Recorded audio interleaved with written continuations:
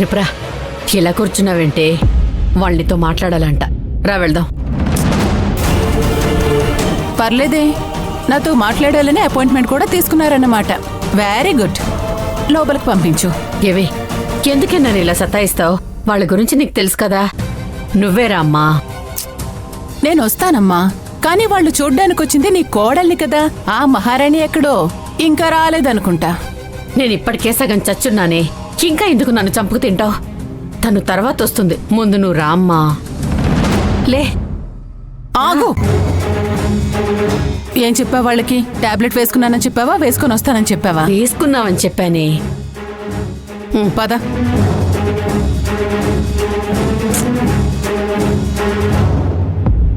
ఏంటి హరి, నీ భార్య ఇంకా రాలేదు? మేము టెంపుల్కి వెళ్ళాలి. ఏదో కొత్త కోడలొచ్చింది చూద్దామని వస్తే ఇంతలా అవమానిస్తున్నారేంటి? అయ్యో అత్తయ్య, అలాంటిదేం లేదు.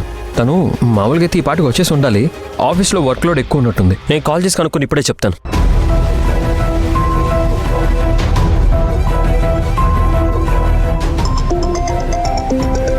లక్ష్మి, నీ ఫోన్ రింగ్ అవుతుంది.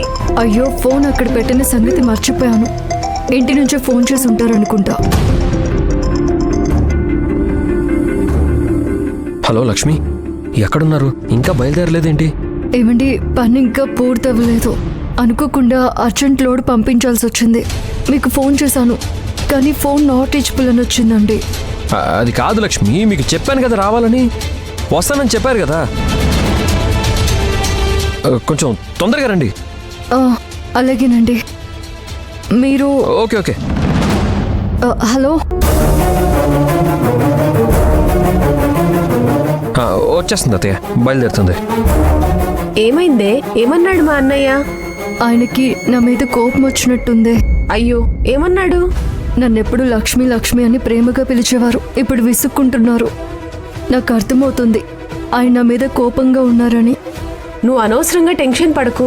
ఇంట్లో గెస్ట్లు ఉన్నారు కదా, నువ్వు ఇంకా రాలేదన్న టెన్షన్లో అలా మాట్లాడుంటారు. కానీ ఇంతవరకు ఆయన ఎప్పుడు ఇలా మాట్లాడలేదు. మొదటిసారి ఇలా మాట్లాడారు. పైగా పని పూర్తవడం లేదు. ఏం చేయాలి విజ్జి?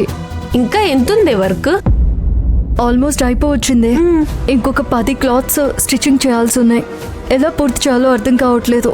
ఏమే, ఇన్ని చేసిన దానివి ఇంకో 10 చేయడం పెద్ద విషయం కాదులే. త్వరగా పూర్తి చేసేయి. ఇంకొక అరగంటలో పూర్తి చేసేయాలి.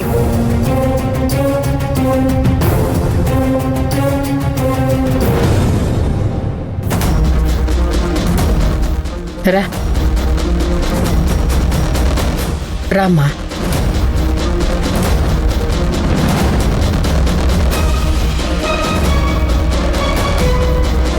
బాగున్నారా మావయ్య? బాగున్నానమ్మా, నువ్వెలా ఉన్నావు?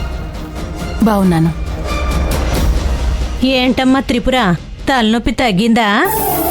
ఇప్పుడే కదొచ్చింది, ఎప్పుడు పోతుందో తెలీదు. బాగున్నావా త్రిపుర? నీకు కూతురుందని తెలిసింది. తను ఎక్కడుంది? స్కూల్కి వెళ్ళింది. ఓహో. తను నా కోడలు దీప్తి, సాఫ్ట్వేర్ ఇంజనీరు. చాలా మంచిది. చెప్పింది చెప్పినట్టుగా చేసుకుంటూ నాకు ఎంతో సాయంగా ఉంటుంది. నమస్కారం.